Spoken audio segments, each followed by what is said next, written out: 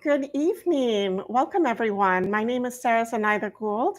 I'm the Executive Director of the Mexican American Civil Rights Institute. Welcome to tonight's MACRI Talk, Latinos Mean Business, How Latinos Are Fueling America's Future. We are here with Ana Valdez, President and CEO of the Latino Donor Collaborative, for a special Mexican Independence Day MACRI Talk. Ana is the president and CEO of the Latino Donor Collaborative. She is an American marketing, media, research, and political expert and thought leader with 30 years of experience in business, media, and the corporate world. At the Latino Donor Collaborative, she has worked directly with corporate CEOs and the C-suite to establish a think tank called the Latino Donor Collaborative. The LDC produces economic data and business fact-based tools to identify market growth opportunities and develop innovative strategies to engage the new mainstream consumer. Ana has been recognized as one of the top 10 Latinos in America in 2018 by Hispanic Magazine, one of the top 50 most influential Latinas in the United States in 2020, and one of the top 100 Latinas by Latino Leaders magazine in 2021. Today, she will share some very important data on the increasing importance of the Latino community in the US workforce and Latinos' critical impact on the US economy. Welcome. Thank you so much, Sarah, for having me, and thanks to Macri for all the work that you guys do, and for allowing me to share this great news. I think your audience will be happily surprised. Wonderful. Thank you again. So I think you are going to share some Yes, absolutely. Do information. you want me to talk a little bit about what the LDC is, Please, etc.? yes, Yeah, I think yes. I'd love to share because this data is so important and it's so surprising for some people, even people that have been acquainted with the community, that it is important to know that the LDC is a think tank, and it's a nonprofit think tank. It was put together by two legends, Henry Cisneros and Sol Trujillo, one in politics, the other one a business leader, and they decided to do this so that we could actually know the real value of Latinos. And so, the 15 years that this organization has functioned, we've created 69 different reports, all of them talking about the contributions of Latinos in this country. And it's important because the narrative sometimes is really negative, Mhm. and the reality is that we Latinos are driving growth, and are driving growth actually as leading people. So that's important, right?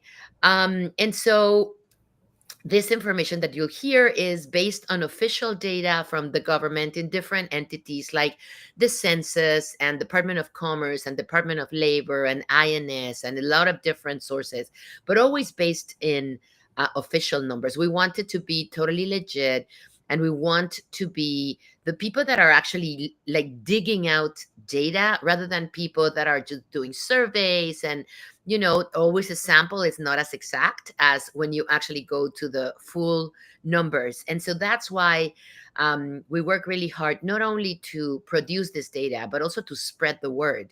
Because when you really realize the amount of contributions that Latinos do today, we Latinos start feeling like it's not that, we're looking for access. We should actually just take that seat on the table that we've already earned.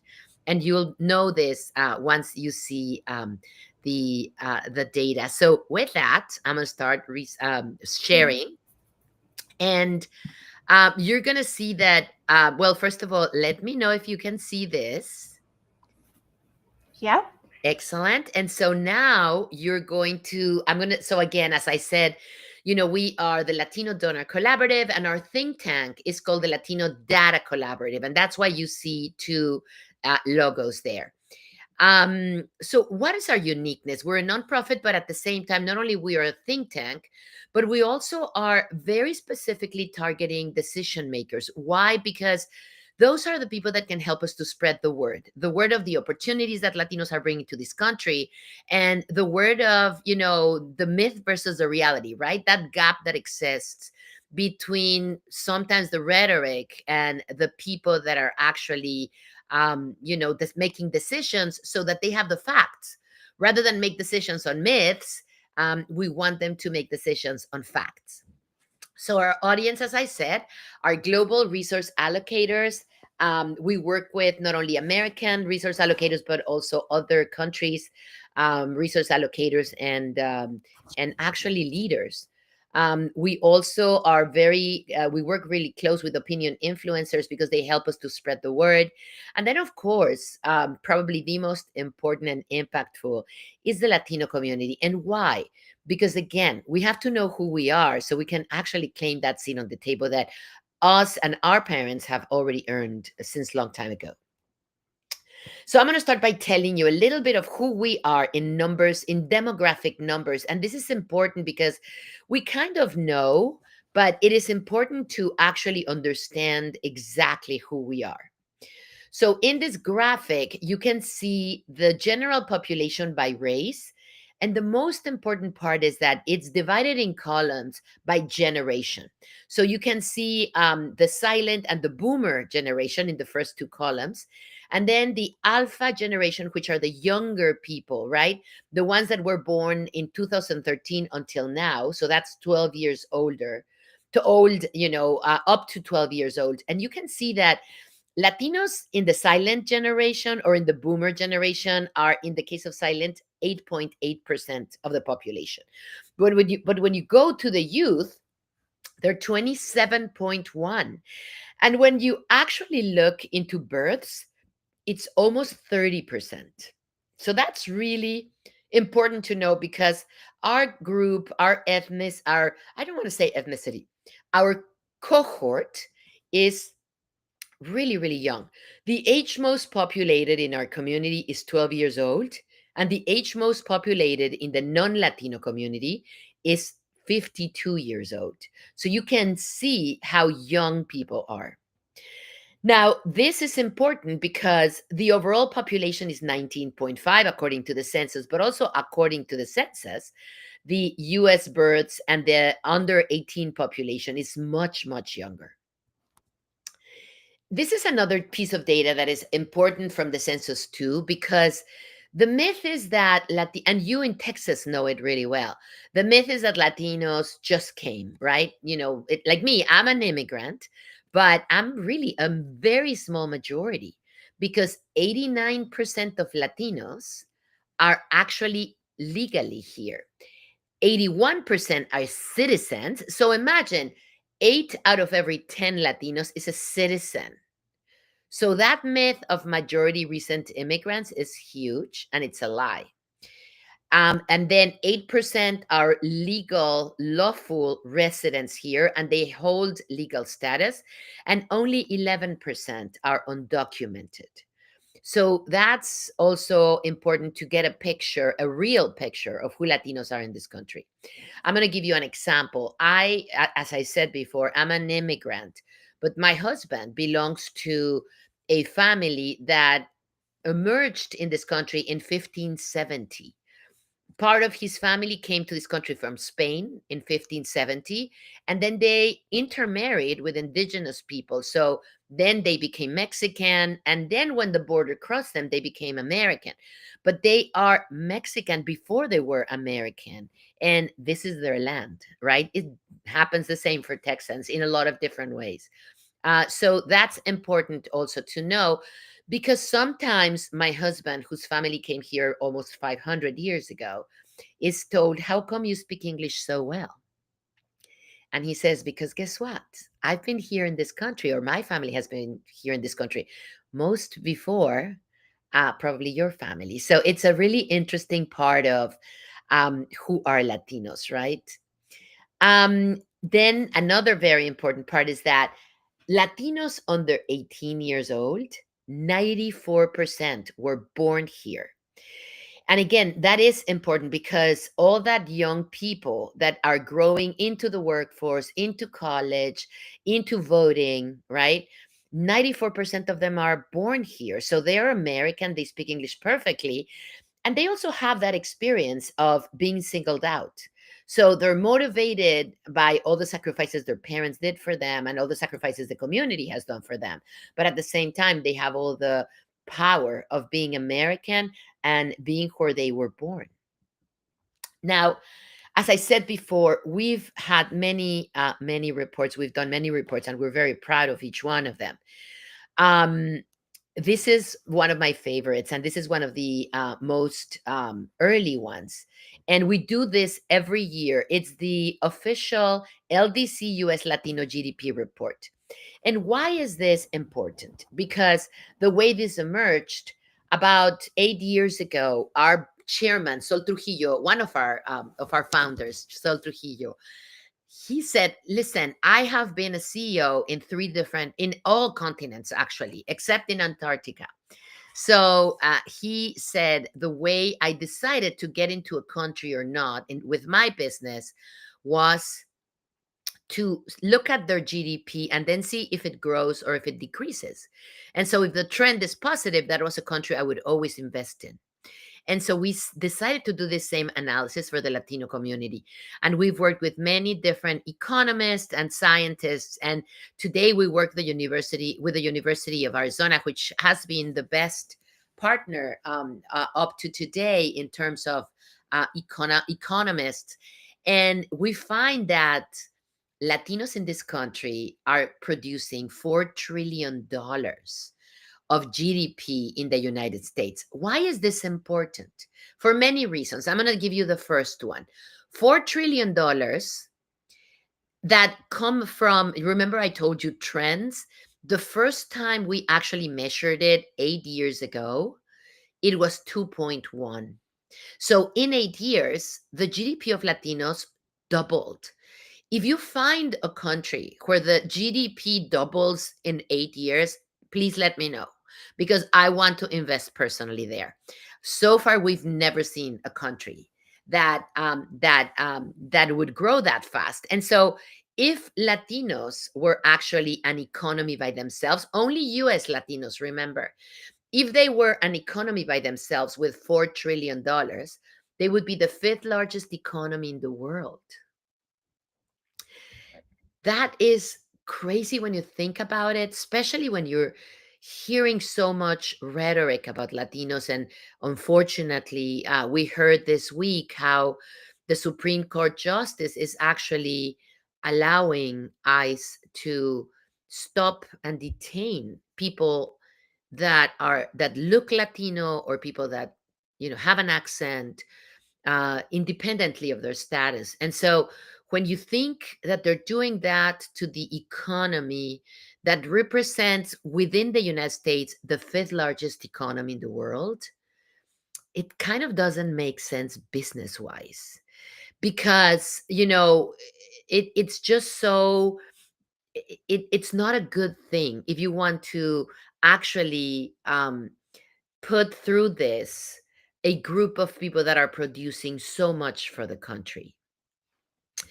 And another thing that is important, and this is the third piece of data that I'm going to give you about the GDP, is that from those 10 top countries, and I'm going to go back because I want to show you that only the United States total, China, Germany, and Japan would be larger than the US Latino cohort in the United States, obviously.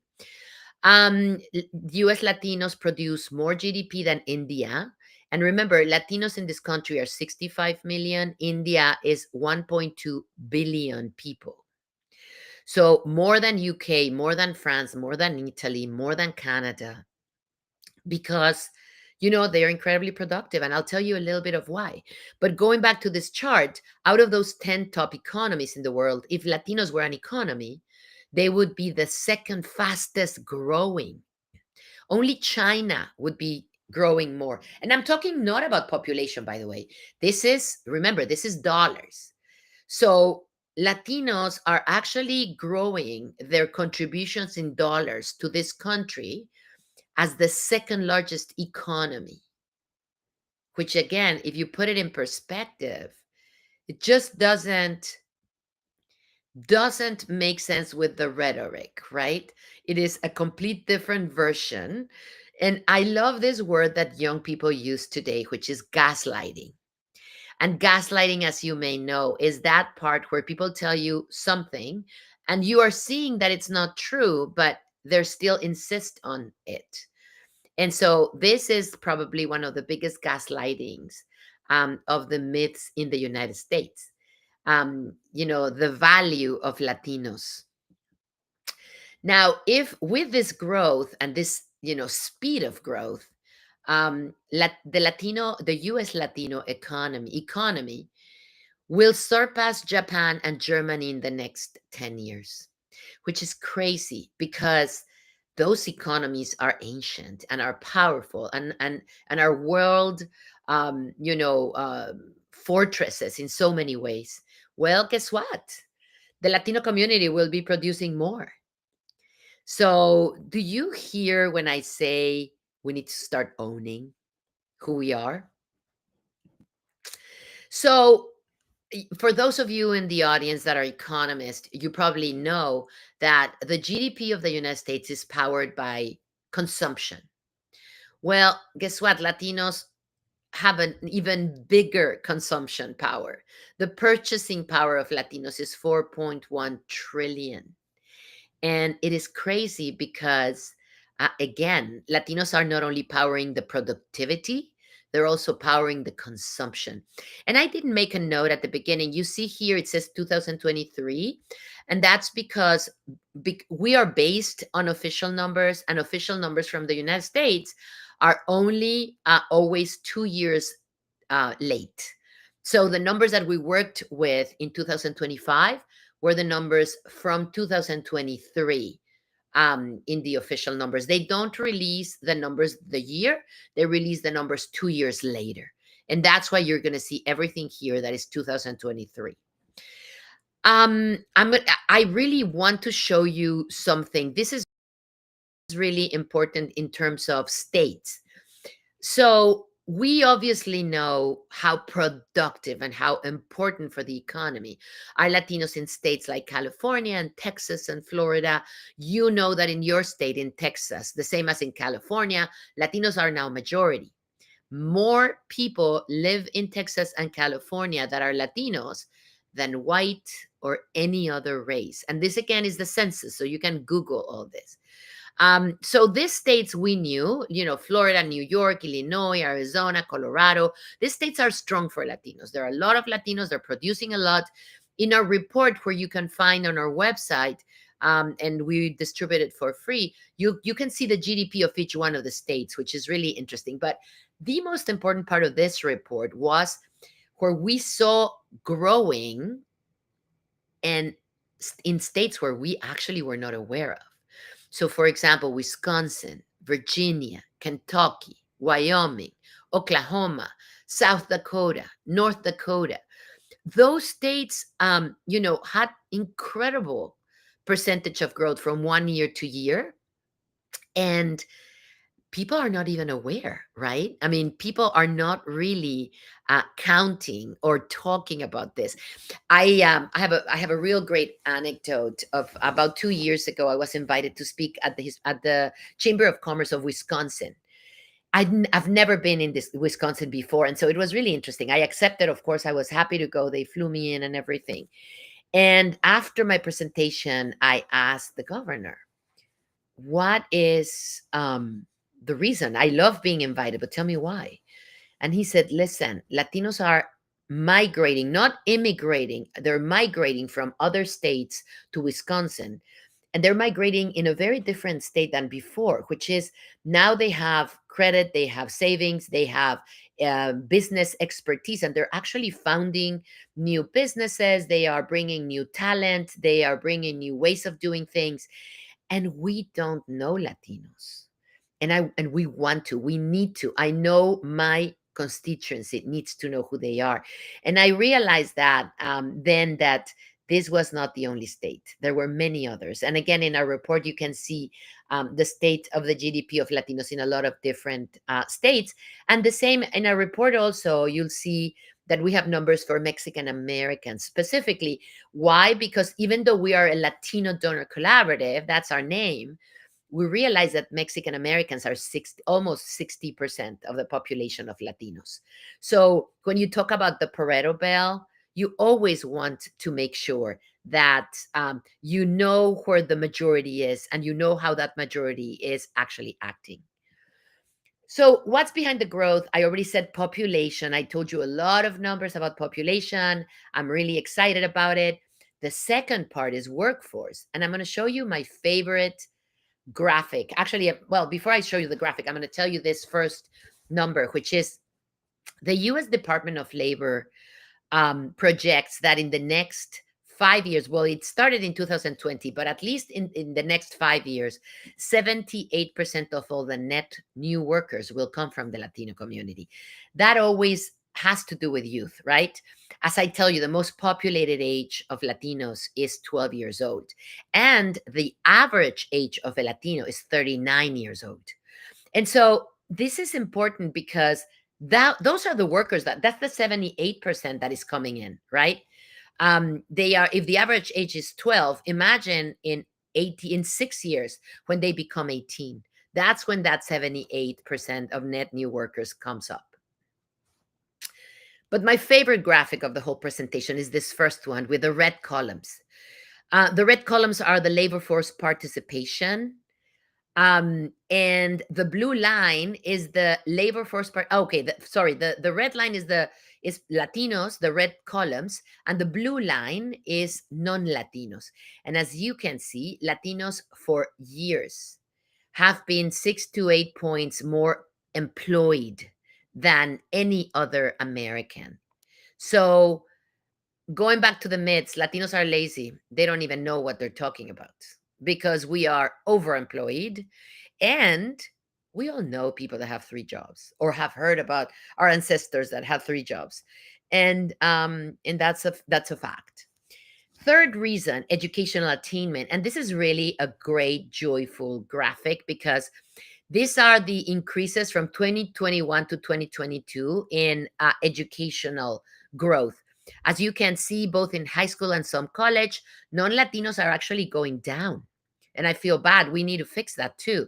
But Latinos are just booming, right? With all of them. And in associate degrees, bachelor's degrees, and graduate, we always grow much faster than any other cohort in the United States in percentage. We are 2.8 times faster in bachelor's degrees and 2 times in graduate degrees. The fourth incredible reason of this growth is entrepreneurship. Latinos, there are 5 million Latino-owned businesses, but most importantly, 36% of all the new businesses are created by Latinos. You saw at the beginning that the total population of Latinos is 19.5%. Well, they are founding more than the double of what they should be founding because Latinos are incredibly creative, they take risks, and they are actually founding 36% of all the new businesses in this country. And there are many other reasons, but the last one that I'm going to give you for this growth is home ownership. You know, as I do, that for us Latinos, the way of building wealth and leaving legacy is buying a house. First buying a house for ourselves, then buying a house for our parents, they're buying a house for our family, they're buying a house, then buying a house like back in Mexico, and then just buying a house and rent it. But, based on this home ownership, we definitely are extremely excited to see that Latinos are actually buying 35% of all the new homes. And, again, we're being leaders. Now, this cohort is already the biggest breakthrough in years to come, today and in years to come. But, and I know that we don't have much time, but the last minutes of this presentation, I'm going to I'm going to spend analyzing an industry that we all like, which is the entertainment industry, but that is not doing well financially, and more importantly, is doing really bad for us because most of those stereotypes are coming from the entertainment business and from from media, actually, because it's entertainment and news, right? We've seen in both, sides of the aisle, news, channels, that there are barely any Latinos, as anchors, as guests, giving their opinions.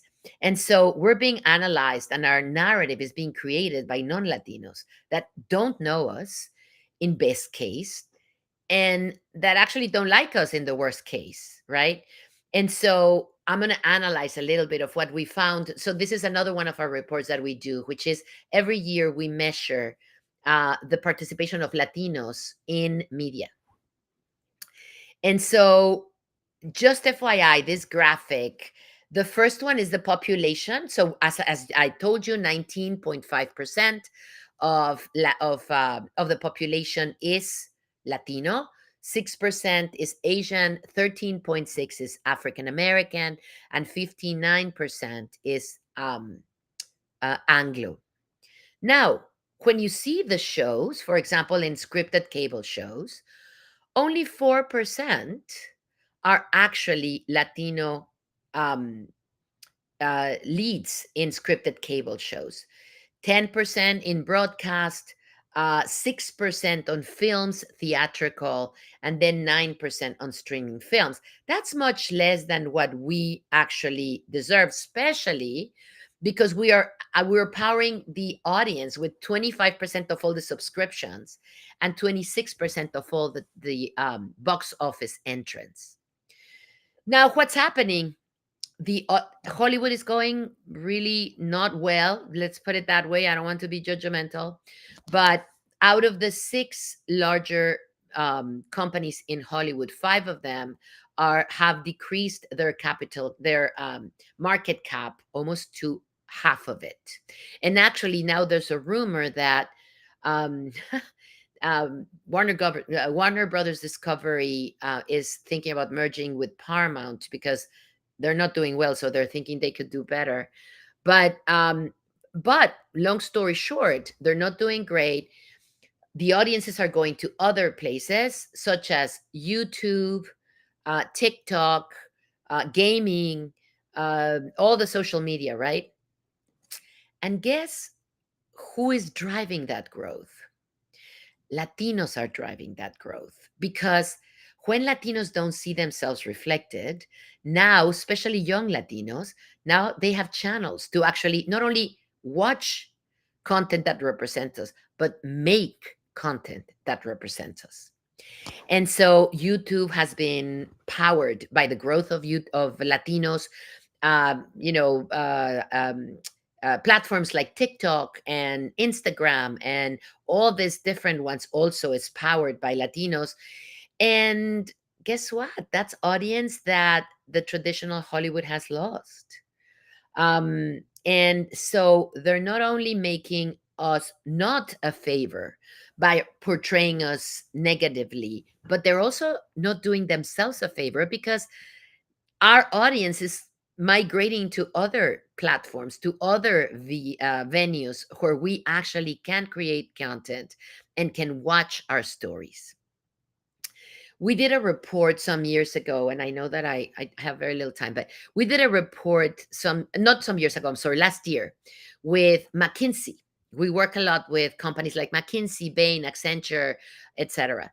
And they projected for us that if Hollywood represented Latinos in parity, so if Hollywood had 19.5% of stories about Latinos with Latino talent, they would actually grow $18 billion. That is exactly or very similar the revenue that they have lost in the last years. So imagine how brutal this is in terms of opportunities being lost by them, but also in our case, the lack of representation, the invisibility. And I'm going to tell you to finish this presentation something even more brutal for them, that the very few times when Latinos are actually represented in English language media and represented positively, stories that are actually that you and I know and are believed and are positive, more importantly, they succeed wildly. The main the today actually, and this presentation doesn't reflect it yet, but today the top shows of most platforms are actually Latino led. With that very little number of between 4 and 7% of leads, we actually get all the leading shows. So if you go to Netflix today, you can see that in the 10 top shows, there are three Latino leds. One is the Canelo fight, of course. The other one is Wednesday, second season. And the other one is My Life with the Walton Brothers, which is beautifully led by Nikki Rodriguez.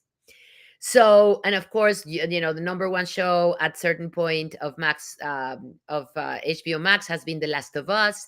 The number one show of ABC is Will Trent. The number one show of Disney is Andor. And so there's no reason why they wouldn't be representing us positively and realistically. With that, I want to stop sharing because these are the numbers that I have wanted to share today that Sarah invited me to share with you. And if there are questions, I'll be super happy to answer. And if not, please go to the latinodonorcollaborative.org.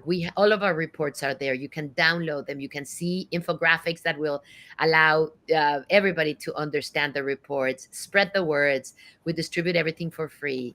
And I hope that this becomes a mantra for us. This becomes something that is in our DNA and we start sharing proudly and acting on it. That's amazing. I think we all know Latinos are extremely hard workers. So, on the one hand, it shouldn't be surprising. And yet, to see those numbers, it really is just wow, amazing data. We do have a question from the audience. Are our Sure. policymakers aware of these trends? They are our well, Latino, you mean, right? Latino policymakers. Yes, well, they are. There are so many barriers that they face. I do see, though, that young leaders, policymakers, are not being quiet.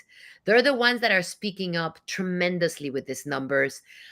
We see we one of the reports that we did that I didn't show here is Latino youth, and we see a big we see similarities. Latino youth with us parents, right? Me, I'm a parent. So and it's like hardworking ethic, family oriented, great. That those are great things. What they didn't inherit, which is in my opinion fantastic, is to be quiet. I was raised with calladita te ves más bonita. They are Hmm. not. They are unapologetically Latino. They are 200 percenters, we call them, because they're 100% American, but they're 100% Latino, and they never allow anybody to make them choose. They are proud. They are leaders in their community. They're driving pop culture. We have it in music. We have it in shows. We have it in a lot of different places. And so there's hope.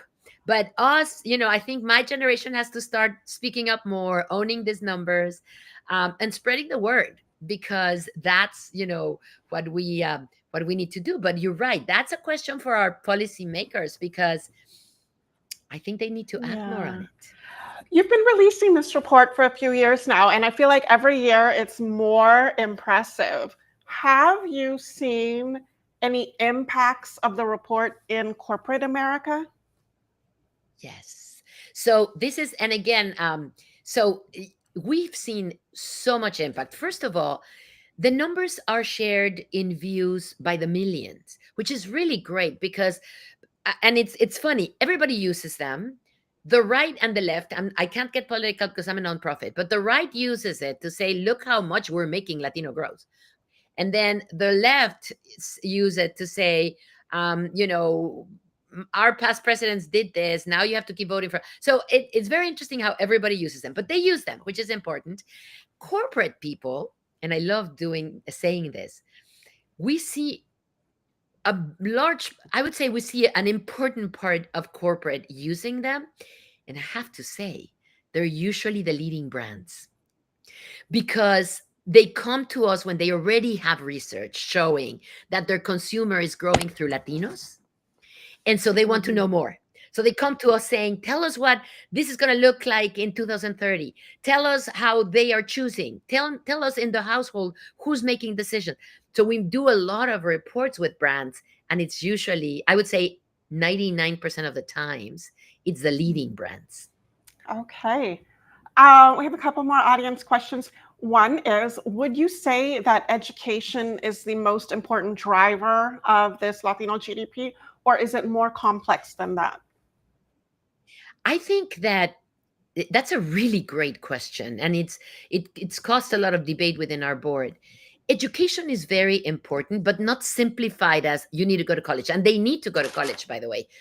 Going to college is definitely a part of that part of education, but education needs education in assertivity, in demanding access, in raising your voice, not only the voice that I'm using right now, but your voice means also your pen, your letters, your articles, your complaints and your compliments, right? When brands act the way you want them to act.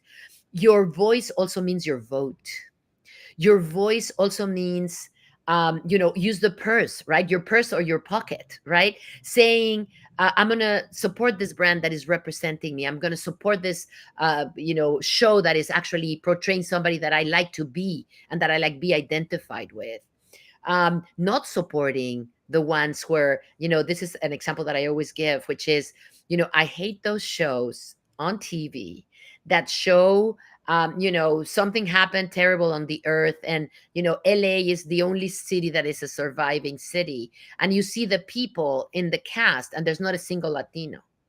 That means 50% of the city died. I mean, it's like so ridiculous, right? Or police shows that don't have Latinos on the staff when 57% of the police force in Los Angeles is Latino.